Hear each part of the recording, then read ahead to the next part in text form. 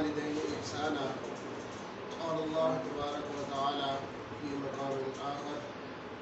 الذي خلق الموت والحياة ليبلوكم أيكم أحسن عملا. صدق الله العظيم. إن الله وملائكته يصلون على النبي يا أيها الذين آمنوا صلوا عليه وسلموا تسليما. الصلاة والسلام عليك يا سيدي يا رسول الله وعلى آلك وأصحابك يا سيدي يا حبيب الله.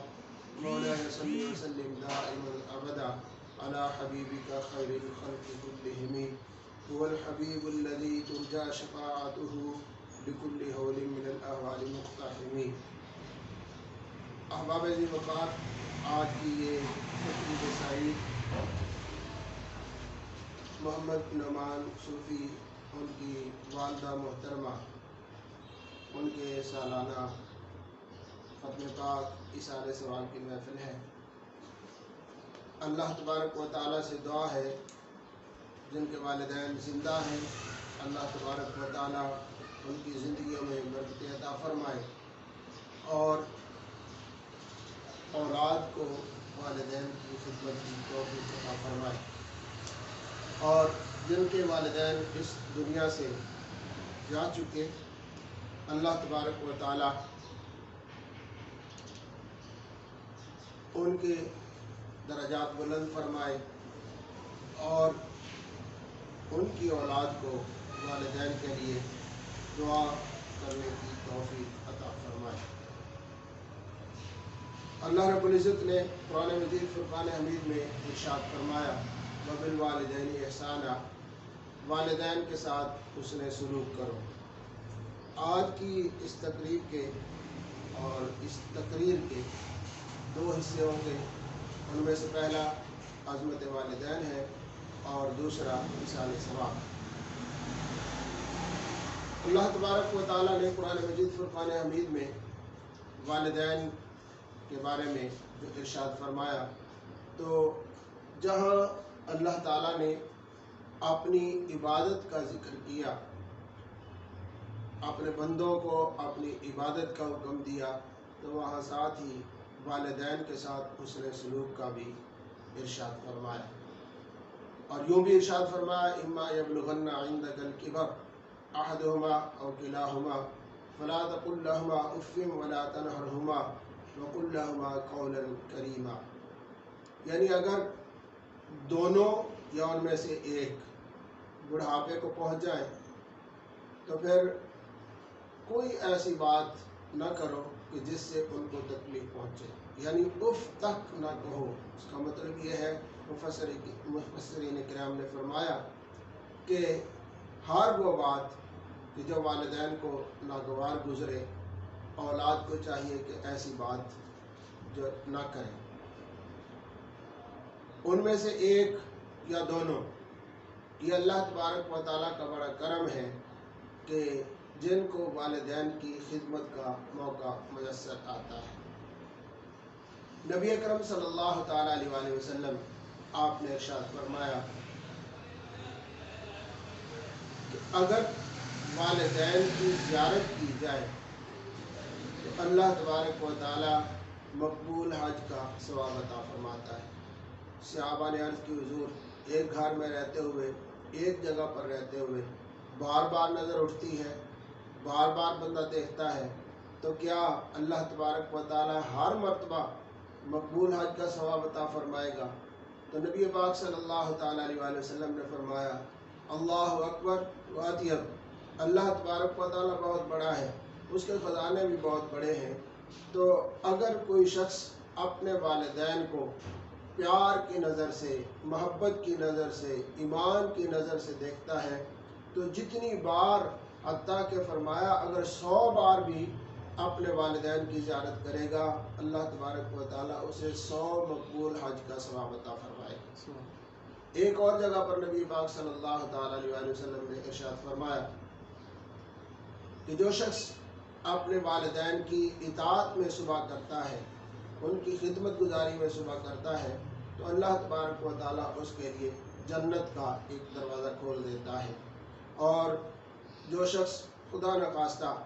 نافرمانی میں صبح کرتا ہے تو اس کے لیے جہنم کا دروازہ کھول دیا جاتا ہے۔ تو یوں والدین یہ انسان کو عظمت کے اس زینے پر لے جاتے ہیں کہ جہاں سے اللہ تبارک و تعالیٰ کی رحمتیں اس کا استقبال کرتی ہیں اور وہ جنت میں داخل ہو جاتا ہے۔ ایک مرتبہ ایک صحابی نے آ کر عرض کی، حضور یوں یہ ارشاد فرمائیے کہ والدین کا کتنا ایک حق ہے؟ تو نبی پاک صلی اللہ تعالیٰ علیہ وآلہ وسلم نے صرف 2 جملوں میں ارشاد فرمایا، ہما جنتوں کا ہما ناروں کا، وہ تیری جنت بھی ہے اور تیری دوزخ بھی ہے۔ مطلب یہ ہے کہ اگر تو ان کی خدمت کرے گا تو اللہ تبارک و تعالیٰ تجھے جنت عطا فرمائے گا، اور اگر تو ان کی نافرمانی کرے گا تو پھر یہ دوزخ کا سبب بن جائے گا۔ تو اللہ تبارک و تعالیٰ نے والدین کے متعلق اور نبی پاک صلی اللہ تعالیٰ علیہ وآلہ وسلم نے والدین کے متعلق واضح طور پر ارشادات فرمائے کہ جن کی روشنی میں ہمیں چاہیے کہ ہم اپنے والدین کی حتی الامکان جہاں تک ہو سکے ہم ان کی زیادہ سے زیادہ خدمت کریں۔ نبی پاک صلی اللہ تعالیٰ علیہ وآلہ وسلم آپ نے صرف ارشاد ہی نہیں فرمایا بلکہ آپ نے کر کے بھی دکھایا۔ اور ایک مرتبہ یوں ہوا کہ صحابہ کرام سے نبی شریف میں تشریف فرما تھے۔ نبی پاک صلی اللہ تعالیٰ علیہ وآلہ وسلم آپ صحابہ کے جھرمٹ میں جلوہ افروز تھے۔ ایک بوڑھی خاتون تشریف لائی، نبی پاک صلی اللہ تعالیٰ علیہ وآلہ وسلم آپ اٹھ کر کھڑے ہو گئے، اور جب وہ خاتون تشریف لائی تو آپ نے ان کے لیے چادر بچھائی اور اس چادر پر اس اماں جی کو کہا کہ آپ تشریف رکھیے۔ صحابہ کرام دیکھتے رہے۔ نبی پاک صلی اللہ تعالیٰ علیہ وآلہ وسلم کافی دیر تک ان کے ساتھ باتیں کرتے رہے، اور وہ چونکہ بوڑھی خاتون تھیں آہستہ باتیں کر رہی تھیں، کان کے ساتھ منہ لگایا ہوا تھا، باتیں کرتے رہے، اور جب جانے لگی تو کافی تحفے تحائف بھی دیے، اور جب تک وہ جاتی رہیں، جب تک نظر آتی رہیں، دیر تک نبی پاک صلی اللہ تعالیٰ علیہ وآلہ وسلم ان کی طرف دیکھتے رہے۔ بعد میں صحابہ کرام نے پوچھا کہ حضور یہ کون تھیں؟ تو نبی پاک صلی اللہ تعالیٰ علیہ وآلہ وسلم نے فرمایا کہ یہ میری والدہ حضرت حلیمہ سعدیہ تھیں۔ یعنی یہ ان کا مقام ہے کہ جنہوں نے آپ کو دودھ پلایا، آپ کی پرورش کی۔ تو جو اصل والدہ ہے، جس نے جنم دیا ہے، اس کا کیا مقام ہوگا؟ تو ایک مرتبہ ایک شخص نے نبی پاک صلی اللہ تعالیٰ علیہ وآلہ وسلم کی خدمت میں عرض کی، حضور میں نے اپنی والدہ کو اپنے کندھوں پر اٹھا کر حج کروایا ہے، طواف کعبہ کروایا ہے، میں صفا مروہ پر ان کو لے کر چلا ہوں، اور میں نے سارے حج کے ارکان اپنی والدہ کو اپنے کندھوں پر اٹھا کر کروائے ہیں، تو کیا میں نے اپنی والدہ کا حق ادا کر دیا؟ نبی پاک صلی اللہ تعالیٰ علیہ وآلہ وسلم آپ نے ارشاد فرمایا کہ تو نے تو ابھی اس ایک رات کا یا اس ایک تکلیف کا بھی حق ادا نہیں کیا کہ جو تجھے تیری والدہ کو تیرے جنم کے وقت وہ تکلیف ہوئی، اس کا حق بھی ادا نہیں کیا۔ تو اس سے معلوم ہوتا ہے کہ ہمارے والدین کا ہم پر بہت بڑا حق ہے، اور اس حق کو جہاں تک ہو سکے ہمیں چاہیے کہ ہم اپنی زندگی میں اللہ تعالیٰ نے اگر توفیق دی ہے، والدین زندہ ہیں، تو ہم ان کی خدمت کریں اور کوشش کریں کہ ان کو خوش رکھیں۔ ان کے ایک مرتبہ نبی پاک صلی اللہ تعالیٰ علیہ وآلہ وسلم آپ کی خدمت میں ایک بوڑھا شخص آیا، اور اس نے آ کر کہا کہ میرا بیٹا میرا کہنا نہیں مانتا۔ خلاصہ یہ ہے، مفہوم یہ حدیث پاک کا کہ وہ میرے ساتھ جھگڑا کرتا ہے۔ آپ نے فرمایا اس کو بلا کر لاؤ۔ جب بلا کر لایا گیا تو نبی پاک صلی اللہ تعالیٰ علیہ وآلہ وسلم آپ نے اس سے پوچھا، تو اس نے آگے سے اپنے ذہن کے مطابق سوالات کیے۔ نبی پاک صلی اللہ تعالیٰ علیہ وآلہ وسلم آپ ناراض ہوئے، اور آپ نے فرمایا کہ تو اور تیرا مال یہ سب کچھ تیرے والد کا ہے، وہ جیسے چاہے اس کو وہ استعمال کر سکتا ہے۔ تو احادیث کرام سے یہ پتہ چلتا ہے کہ ہمیں اپنے والدین کی حد الامکان خدمت کرنی چاہیے۔ اب رہا سوال یہ کہ یہ تو ہے جب تک والدین کسی کے پاس ہیں اور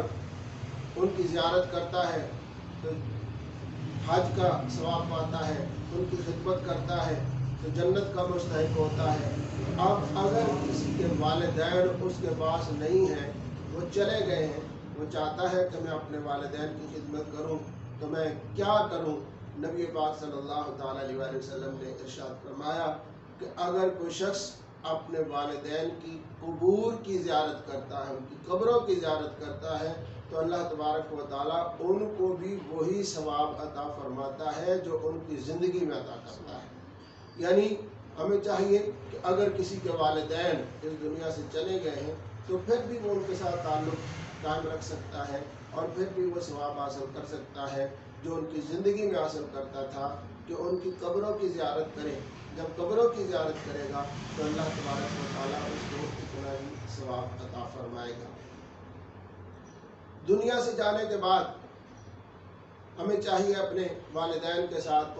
اسی طرح سے تعلق رکھیں۔ اس کی مثال بھی نبی پاک صلی اللہ تعالیٰ علیہ وآلہ وسلم کی اس حدیث پاک سے ملتی ہے کہ حضرت سیدہ خدیجہ الکبریٰ رضی اللہ تعالیٰ عنہا جب اس دنیا سے تشریف لے گئیں تو نبی پاک صلی اللہ تعالیٰ علیہ وآلہ وسلم آپ جب کبھی کوئی خوشی کا موقع آتا، کوئی ایسا دن آتا یا قربانی کا موقع آتا تو نبی پاک صلی اللہ تعالیٰ علیہ وآلہ وسلم قربانی کا گوشت یا اور کچھ چیزیں جو تحفہ تحائف آتی تو آپ حضرت سیدہ خدیجہ الکبریٰ رضی اللہ تعالیٰ عنہا ان کی جو سہیلیاں تھیں ان تک پہنچاتے اور ان کو وہ تحفے تحائف دیتے جو ان کی سہیلیاں تھیں۔ تو یوں جو ہمارے والدین کے دوست، احباب، رشتہ دار، جو تعلق دار ہیں ان کے ساتھ ہم صلہ رحمی کر کے یا ان کی خدمت کر کے بھی اپنے والدین کو خوش کر سکتے ہیں۔ نبی پاک صلی اللہ تعالیٰ علیہ وآلہ وسلم نے ارشاد فرمایا اپنے مردوں کو بھولا نہ کرو۔ عرض کی حضور کیسے؟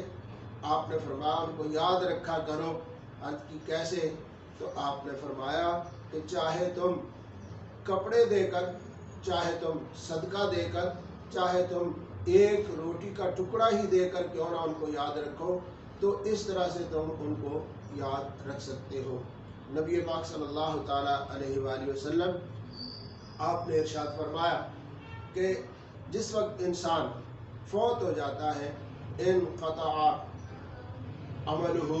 اس کے عمل منقطع ہو جاتے ہیں، یعنی وہ ہاتھ نہیں ہلا سکتا،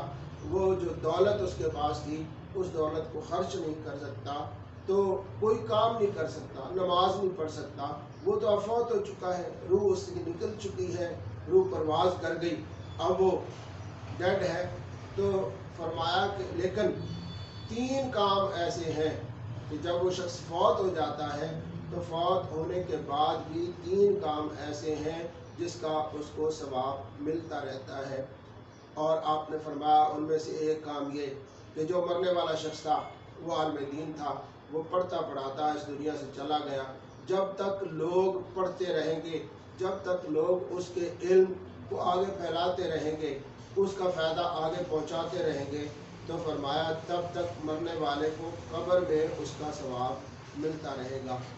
یعنی صدقہ، دوسری بات آپ نے فرمایا کہ کوئی شخص اس نے صدقہ جاریہ کیا، مثال کے طور پر وہ کوئی اسپتال بنا گیا، کوئی ڈسپینسری بنا گیا، یا کوئی مدرسہ یا کوئی مسجد، ایسا کوئی فلاحی کام کر گیا، تو فرمایا جب تک وہ شخص اس کے وہ کام چلتے رہیں گے، لوگ اس سے فائدہ اٹھاتے رہیں گے، تو فرمایا کہ مرنے والے کو قبر میں اس کا ثواب پہنچتا رہے گا۔ اور تیسرا جو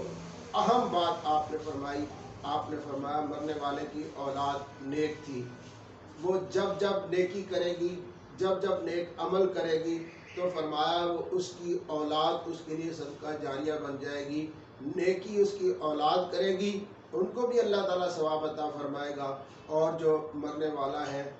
اس کی قبر میں اس کو اس کا ثواب پہنچتا رہے گا۔ تو نبی پاک اصال ثواب کے حوالے سے نبی پاک صلی اللہ تعالیٰ علیہ وآلہ وسلم آپ کی خدمت میں حضرت سعد رضی اللہ تعالی عنہ آپ حاضر ہوتے ہیں، عرض کرتے ہیں حضور میری والدہ جب ان کا انتقال ہوا تو اس وقت میں گھر میں نہیں تھا، اب میں ان کے لیے کچھ کرنا چاہتا ہوں تو کیا میں ان کے لیے کچھ کر سکتا ہوں؟ نبی پاک صلی اللہ تعالیٰ علیہ وآلہ وسلم آپ نے ارشاد فرمایا ہاں کیوں نہیں، ان کے لیے کر سکتے ہو۔ اس وقت مسلمانوں کو پانی کی اشد ضرورت ہے تو تم پانی کا کنواں جو یہودی کے پاس ہے اس کو خرید کر مسلمانوں کے لیے وقف کر دو۔ تو حضرت سعد رضی اللہ تعالیٰ عنہ نے وہ کنواں خریدا اور نبی پاک کی خدمت میں عرض کی حضور یہ آج سے مسلمانوں کے لیے وقف ہے، حاضری لأم سعد، یہ سعد کی والدہ کے اصالِ ثواب کے لیے ہے، اور وہ آج بھی اس کنویں کے نشانات مدینہ پاک کی سرزمین پر موجود ہیں، اور جب تک اس سے لوگ فائدہ اٹھاتے رہے اللہ تبارک و تعالیٰ تب تک حضرت سعد رضی اللہ تعالیٰ کی والدہ کو اس کا ثواب پہنچاتا رہا۔ تو اصالِ ثواب یعنی مرنے کے بعد بھی اپنے جو فوت شدگان ہیں، اپنے والدین ہیں، اپنے بزرگ ہیں، اپنے رشتہ دار ہیں، ان سے ہم اپنا تعلق قائم رکھ سکتے ہیں۔ اور اس میں دو باتیں ہیں، ایک تو یہ کہ ان کے لیے اصالِ ثواب ہو جائے گا اور اللہ تبارک و تعالیٰ ان کے درجات بلند کرے گا، دوسرا یہ کہ ہمیں بھی یہ ساتھ ساتھ نصیحت ملتی رہے گی، ہم بھی عبرت حاصل کرتے رہیں گے کہ جس طرح آج ہمارے یہ پیارے، ہمارے یہ بزرگ آج اس دنیا سے چلے گئے ہیں، تو ایک دن ایسا آئے گا کہ ہم نے بھی اس دنیا سے جانا ہے، اور وہ وقت ہر ایک پر آنا ہے۔ یہ اللہ تبارک و تعالیٰ کی ترتیب ہے، اور اس کو اللہ ہی جانتا ہے کہ کس نے بعد میں جانا ہے، کس نے پہلے جانا ہے۔ اس لیے تو ارشاد فرمایا الذی خلق الموت والحیات لیبلوکم ایکم احسن عملا، کہ اللہ تبارک و تعالیٰ نے یہ موت و حیات کو اس لیے پیدا کیا ہے تاکہ اللہ تبارک و تعالیٰ آزمائے کہ تم میں سے کون ہے جو اچھے عمل کر کے واپس لوٹتا ہے، اور کون ہے جو اس دنیا کی رنگ رنگینیوں میں انہی میں کھو جاتا ہے۔ نبی پاک صلی اللہ تعالیٰ علیہ وآلہ وسلم آپ نے ایک مرتبہ صحابہ کرام علیہم رضوان سے فرمایا صحابہ یہ تو بتاؤ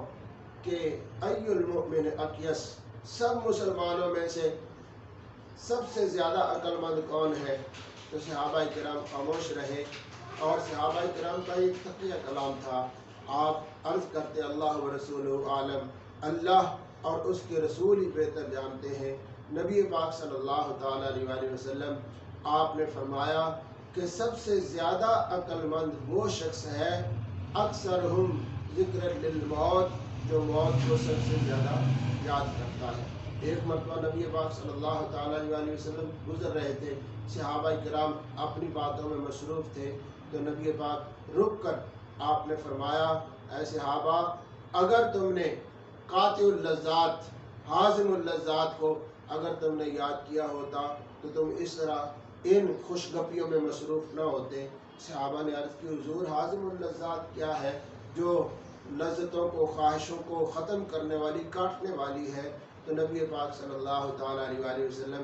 آپ نے فرمایا وہ موت ہے، اور جو موت کو یاد کرتا ہے وہ اس طرح سے ہنستا نہیں ہے بلکہ وہ اس کی فکر کرتا ہے، آخرت کی فکر کرتا ہے۔ تو اس لیے ہمیں چاہیے کہ ہم اس دنیا میں جو آئے ہیں تو ہمارا مقصد آنے کا صرف اور صرف اللہ رب العزت نے جو بیان فرمایا وہ یہ ہے وَمَا خَلَقْتُ الْجِنَّ وَالْإِنسَ إِلَّا لِيَعْبُدُونَ، کہ ہم نے جن و انس کو صرف اپنی عبادت کے لیے پیدا کیا ہے۔ تو ہمیں چاہیے کہ ہم اللہ کو خوش کریں، اور جب ہم اللہ کو خوش کریں گے تو یقینی بات ہے اللہ تعالیٰ نے دنیا کی نعمتیں بھی ہمارے لیے پیدا کی ہیں، آخرت کی نعمتیں بھی ہمارے لیے پیدا کی ہیں۔ جب اللہ تعالیٰ خوش ہو جائے گا تو یقیناً دنیا کی نعمتیں بھی عطا فرمائے گا، آخرت کی نعمتیں بھی عطا فرمائے گا۔ تو جو شخص زندگی میں والدین کی خدمت کر سکا سو کر سکا، جو اس دنیا کے جانے کے بعد اپنے والدین کو یاد رکھتے ہیں یقیناً ان کا اپنا بھی اس میں فائدہ ہے، بزرگوں کی برکات بھی حاصل کرتے ہیں، اور یہ تو دنیا، یہ الدنیا مزرعۃ الآخرہ، یہ دنیا تو آخرت کی کھیتی ہے، और मकाफात अमल है, जैसा करोगे वैसा भरोगे। आज अगर हम अपने वालिदैन के साथ उसने सलूक करते हैं तो कल हमारी औलाद हमारे साथ भी इसी तरह अच्छा सलूक करेगी। नबी पाक सल्लल्लाहु ताला अलैहि वसल्लम आपने इरशाद फरमाया कि जिस वक्त दुनिया से इंसान चला जाता है, कब्र के अंदर जाता है, तो उसको ऐसे लगता है कि जैसे वो डूब रहा है और उस वक्त उसको तिनके का सहारा चाहिए होता है। कोई सा भी सहारा मिल जाए तो उस वक्त वो सहारे तलाश कर रहा होता है। लेकिन कुर्बान जाइए, सरकार दो आलम सल्लल्लाहु ताला अलैहि वसल्लम ने इरशाद फरमाया, जो दुनिया में इसकी तैयारी करके जाता है आखिरत की, तो जब कब्र में जाता है तो उसकी फिक्र नहीं होती। इसलिए कि जब कब्र में जाता है अजाब आता है और वो उसको पहुंचने की कोशिश करता है, सरकार ने फरमाया दाईं तरफ से आता है तो एक तरफ से नमाज आ जाती है, बाईं तरफ से आया उस तरफ से सदका व खैरात आ जाता है,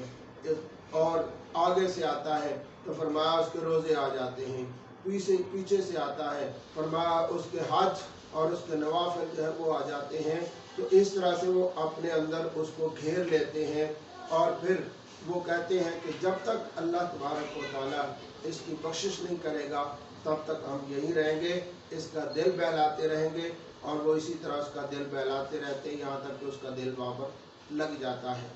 तो नबी पाक सल्लल्लाहु ताला अलैहि वसल्लम ने इरशाद फरमाया, जब बंदा इस दुनिया से जाता है और फिर पीछे उसके जितने चाहने वाले हैं, उसकी औलाद हो, उसके रिश्तेदार हो, उसके ताल्लुकदार हो, वो सारे जितने भी चाहने वाले वो उसके लिए इसाले सवाब करते हैं, कुछ पढ़ते हैं, कुछ सदका व खैरात करते हैं, जो कुछ भी किया जाता है। तो नबी पाक सल्लल्लाहु ताला अलैहि वसल्लम ने फरमाया, अल्लाह तबारक व तआला के हुक्म से जनाब जिब्राइल अमी अलैहिस्सलातु वस्सलाम एक नूरानी थाल में उनको रखते हैं, और नूरानी थाल में रखने के बाद उसको लेकर जाते हैं उस मरने वाले की कब्र के सराहने जाकर खड़े होकर आप फरमाते हैं, ऐ गहरी कब्र में सोने वाले उठ। और वो उठता है तो देखता है और अर्ज करता है कि क्या क़यामत आ गई है? आप फरमाते हैं, नहीं, क़यामत नहीं आई, बल्कि तुम्हारे रिश्तेदारों ने, ताल्लुक़दारों ने, तुम्हारी औलाद ने ये तुम्हारे लिए तोहफे तहफ़ भेजे हैं, तो वो वसूल करो। वो शख्स वो तोहफे तहफ़ वसूल करता है। वसूल करने के बाद नबी पाक सल्लल्लाहु ताला अलैहि वसल्लम ने फरमाया कि वो शख्स यस्तबशिरु व यफरहु, फरमाया वो दिल से भी खुश हो जाता है, उसके चेहरे पर भी मुस्कुराहट आ जाती है और खुश होकर वो तोहफे वसूल करता है। और जब वो वसूल कर चुका होता है तो फिर वो तोहफे लेकर दूसरे जो इर्द गिर्द जितने कब्रों वाले होते हैं उनको दिखाता है। तो जिनको तो तोहफे पहुँचते हैं वो तो खुश होते हैं, लेकिन जिनके पीछे कोई हाथ उठाने वाला नहीं, जिनके पीछे कोई तो दुआ करने वाला नहीं, जिनके पीछे कोई तोहफे भेजने वाला नहीं, तो फरमाया वो हम यहज़नून, और वो लोग सारे गमगीन हो जाते हैं। एक और इरशाद गिरामी है नबी पाक सल्लल्लाहु ताला अलैहि वसल्लम का, अल्लाह तबारक व तआला हशर वाले दिन बंदे से पूछेगा, बता बंदे, जब तू फौत हुआ था तो तेरे ऊपर कितने गुनाह थे? अर्ज करेगा, मालिक तू ही जानता है। अल्लाह तबारक व तआला फरमाएगा, तेरे ऊपर पहाड़ों जितने गुनाह थे। जब तू मेरे पास आया था तो पहाड़ों जितने गुनाह थे, या अल्लाह वो किधर गए? अल्लाह तबारक व तआला फरमाता है कि वो तुम्हारे पिछलों की दुआ की बरकत से हमने सारे गुनाहों को माफ़ कर दिया। तो दुआ का बड़ा असर है, इसाले सवाब का बड़ा असर है। कई सारी मुश्किलात हल हो जाती हैं, दुआओं से मुश्किलात हल हो जाती हैं। तो यूँ जो शख्स इस दुनिया में अपने वालिदैन की खिदमत करता है, इस दुनिया से जाने के बाद भी उनकी खिदमत करता रहता है, उनके लिए इसाले सवाब करता रहता है, तो अल्लाह तबारक व तआला इस दुनिया में भी उसको बरक़ात से माला माल करता है और आखिरत में भी माला माल करता है। तो आज की हमारी ये जो तकरीब सईद थी, तो ये सूफ़ी नौमान साहब, उनकी वालदा मोहतरमा जो कि 4 अप्रैल को इंतकाल फरमा गई थी, और मुझे अच्छी तरह याद है कि माशाअल्लाह उससे कबल हालांकि बीमारी की हालत में थी और उम्रा के लिए तशरीफ़ ले गई, और इन्होंने वहाँ पर उनको جو ہے وہ اس سعادت مند بیٹے نے ان کو جو ہے وہ ویل چیئر پر پکڑ کر ان کو عمرہ کروایا، اور بڑی خوش قسمتی ہے کہ اللہ تعالیٰ کے گھر اور اللہ کے محبوب کے در سے وہ رحمتیں سمیٹ کر آئیں، اور پھر خود ہی اللہ کے محبوب کے پاس اللہ کے گھر تشریف لے گئیں۔ تو یہ بہت بڑی سعادت ہوتی ہے کہ انسان جو ہے وہ زندگی میں غلطیاں کوتاہیاں ہو جاتی ہیں تو بتقاضا بشریت، لیکن آخری وقت سے پہلے اللہ تبارک و تعالیٰ اپنے گھر بلا لے، اور جب اللہ اپنے گھر بلاتا ہے تو سبحان اللہ کیا کہنے، اللہ تعالیٰ سب کو بار بار حج و عمرہ کی سعادت عطا فرمائے۔ نبی پاک صلی اللہ تعالیٰ علیہ وسلم نے ارشاد فرمایا، جس شخص نے اللہ کے گھر کو دیکھا اللہ کی رضا کے لیے ایمان کے ساتھ، جب نظر پڑتی ہے، جب طواف کعبہ کرتا ہے، تو اللہ تبارک و تعالیٰ اس کو گناہوں سے ایسے پاک کر دیتا ہے کہ جیسے وہ آج ہی پیدا ہوا ہے۔ تو چونکہ جب بچہ پیدا ہوتا ہے تو اس کے گناہ نہیں ہوتے، اسی طرح اللہ تبارک و تعالیٰ اس کو گناہوں سے پاک کر دیتا ہے۔ اور پھر جب نبی پاک صلی اللہ تعالیٰ علیہ وسلم کے در دولت پر بندہ حاضر ہوتا ہے تو سرکار نے ارشاد فرمایا، من زار قبری وجبت لہ شفاعتی، جس شخص نے میری قبر کی زیارت کی تو اس کے لیے میری شفاعت واجب ہو گئی۔ ادھر حجر اسود کے بارے میں ارشاد فرمایا کہ حشر والا دن ہوگا تو حجر اسود جو ہے یہ وہ لوگ جنہوں نے اس کی زیارت کی ہوگی، یا جن لوگوں نے اس کا بوسہ دیا ہوگا، جن لوگوں نے اس کو سلام کیا ہوگا، اللہ تعالیٰ اس کو 2 آنکھیں بھی دے گا، اللہ تعالیٰ اس کو زبان بھی دے گا، اللہ تعالیٰ اس کو خوبصورت شکل دے گا، اور یہ پہچان کر ان لوگوں کو جنہوں نے اس کی زیارت کی ہوگی ان کو پہچان کر بلائے گا، اور بلا کر اللہ تعالیٰ کی بارگاہ میں سفارش کرے گا کہ مولا انہوں نے میری زیارت کی ہے، یہ تیرے گھر میں آئے تھے، میں ان کے لیے سفارش کرتا ہوں۔ ادھر یعنی بیت اللہ شریف بھی شفاعت کرنے والا، حجر اسود بھی شفاعت کرنے والا، اور سب سے بڑھ کر کہ نبی پاک صلی اللہ تعالیٰ علیہ وسلم آپ نے تو مہر لگا دی، آپ نے فرمایا جس نے میری قبر کی زیارت کی اس کے لیے میری شفاعت واجب ہو گئی۔ تو الحمدللہ آخری لمحات میں یہ سارا کر کے بھی آپ تشریف لائیں، اور پھر اللہ تعالیٰ کی بارگاہ میں پھر اللہ تعالیٰ نے اولاد بھی ایسی سے نوازا کہ جو آج بھی ان کو یاد کر رہے ہیں اور ان کے لیے اصال ثواب کی محفل کا اہتمام کر رہے ہیں۔ اللہ تبارک و تعالیٰ سے دعا ہے کہ اللہ تبارک و تعالیٰ ان کے درجات بلند فرمائے، اور کروٹ اللہ تعالیٰ ان کو جنت نصیب فرمائے۔ وما علیہ الا البلاغ المبین۔ اعوذ باللہ من الشیطان الرجیم، بسم اللہ الرحمن الرحیم۔ قل یا ایہا الکافرون لا اعبد ما تعبدون ولا انتم عابدون ما اعبد ولا انا عابد ما عبدتم ولا انتم عابدون ما اعبد لکم دینکم ولی دین۔ بسم اللہ الرحمن الرحیم۔ قل هو اللہ احد اللہ الصمد لم يلد ولم يولد ولم يكن له كفوا احد۔ بسم اللہ الرحمن الرحیم۔ قل هو اللہ احد اللہ الصمد لم يلد ولم يولد ولم يكن له كفوا احد۔ بسم اللہ الرحمن الرحیم۔ قل هو اللہ احد اللہ الصمد لم يلد ولم يولد ولم يكن له كفوا احد۔ بسم اللہ الرحمن الرحیم۔ قل اعوذ برب الفلق من شر ما خلق ومن شر غاسق اذا وقب ومن شر النفاثات في العقد ومن شر حاسد اذا حسد۔ بسم اللہ الرحمن الرحیم۔ قل اعوذ برب الناس ملك الناس اله الناس من شر الوسواس الخناس الذي يوسوس في صدور الناس من الجنة والناس۔ بسم الله الرحمن الرحيم۔ الحمد لله رب العالمين الرحمن الرحيم مالك يوم الدين إياك نعبد وإياك نستعين اهدنا الصراط المستقيم صراط الذين أنعمت عليهم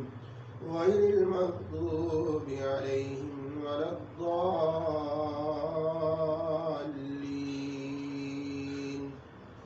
بسم اللہ الرحمن الرحیم۔ الف لام میم ذلك الكتاب لا ريب فيه هدى للمتقين الذين يؤمنون بالغيب يقيمون الصلاة ومما رزقناهم ينفقون والذين يؤمنون بما أنزل إليك وما أنزل من قبلك وبالآخرة هم يوقنون أولئك على هدى من ربهم وأولئك هم المفلحون إن رحمة الله قريب من المحسنين وما أرسلناك إلا رحمة للعالمين ما كان محمد أبا أحد من رجالكم ولكن رسول الله وخاتم النبيين وكان الله بكل شيء عليما إن الله وملائكته يصلون على النبي يا أيها الذين آمنوا صلوا عليه وسلموا تسليما اللهم صل على سيدنا ومولانا محمد وعلى آل سيدنا ومولانا محمد وبارك وسلم سبحان ربك رب العزة عما يصفون وسلام على المرسلين والحمد لله رب العالمين الله أكبر لا إله إلا الله والله أكبر ولله الحمد بسم الله الرحمن الرحيم اللهم صل على سيدنا ومولانا محمد وعلى آل سيدنا ومولانا محمد وصحبه سيدنا ومولانا محمد وبارك وسلم اللهم ربنا آتنا في الدنيا حسنة وفي الآخرة حسنة وقنا عذاب النار وقنا عذاب القبر وقنا عذاب الحشر وقنا حساب الميزان ربنا واعف عنا واغفر لنا وارحمنا